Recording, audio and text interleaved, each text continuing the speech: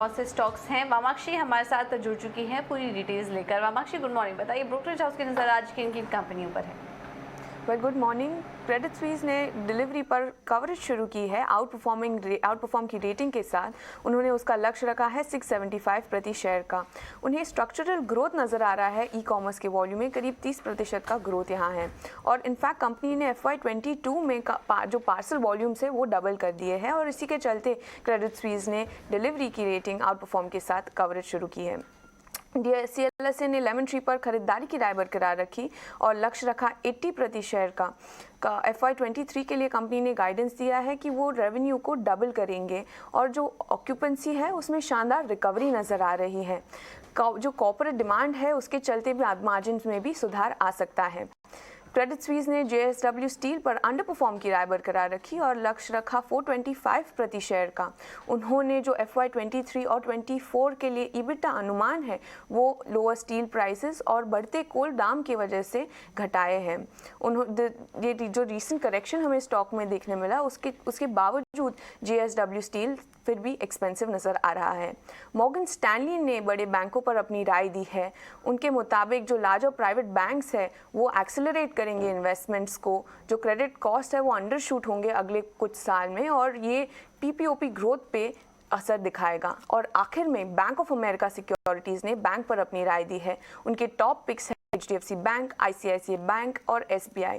ये तीनों ही बैंक पे उनकी खरीदारी की राय है और ये खरीदारी की राय उन्हें स्ट्रॉन्ग अर्निंग्स विजिबिलिटी के कारण नज़र आ रही है।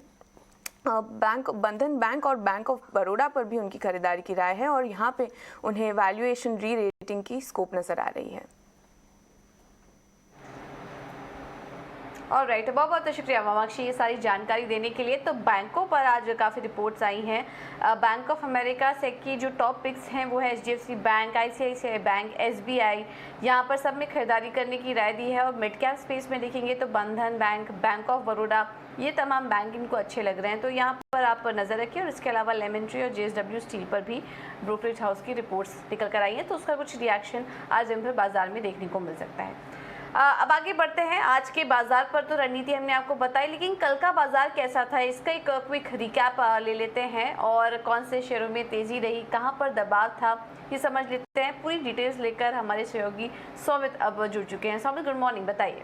Good morning. अगर कल की हम बात करें तो लगातार दूसरे दिन के लिए निफ्टी में एक डिक्लाइन देखने को मिला है, बट जो क्लोजिंग थी वो फिर भी 16,500 के लेवल के ऊपर हुई थी निफ्टी की।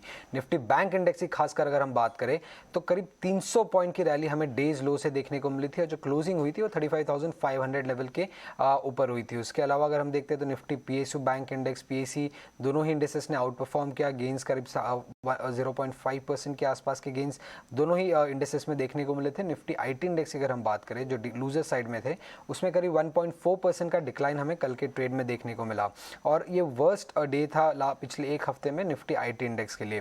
निफ्टी फार्मा इंडेक्स की अगर हम बात करें तो उसमें भी करीब 1% का डिक्लाइन कल के ट्रेड में देखने को मिला, जो कि वर्स्ट फॉल था पिछले एक हफ्ते में। निफ्टी मीडिया और निफ्टी मेटल इंडेक्स की अगर हम बात करें तो जो डेज लो था वहां से 1% की रिकवरी हमें देखने को मिली। हालांकि निफ्टी मीडिया इंडेक्स की जो क्लोजिंग थी वो नेगेटिव में ही हुई और निफ्टी मेटल की मार्जिनली पॉजिटिव में हुई, बट डेज लो से अगर हम देखें तो अच्छा खासा अपमूव दोनों ही इंडेक्सेस में हमें दिखा। और निफ्टी FMCG इंडेक्स की अगर हम बात करें तो डेज हाई से करीब 2% का फॉल हमें निफ्टी FMCG इंडेक्स में देखा और जो क्लोजिंग हुई थी वो करीब 0.7% नेगेटिव में हुई थी। अब निफ्टी 50 स्टॉक्स की अगर हम बात करें खासकर तो JSW स्टील में पिछले 2 दिनों से लगातार अपमूव देखने को मिल रहा है। कोल इंडिया में लगातार 3 दिनों से अपमूव देखने को मिल रहे हैं हमें कल के ट्रेड में। तो उसके अलावा अगर हम देखते हैं M&M पिछले 5 दिन से ये स्टॉक कंटिन्यूसली गेन किया जा रहा था। फ्रेश हाइस पे पहुंच चुका है ये स्टॉक। कल के ट्रेड में करीब 1.3% के गेन्स हमें देखने को मिले।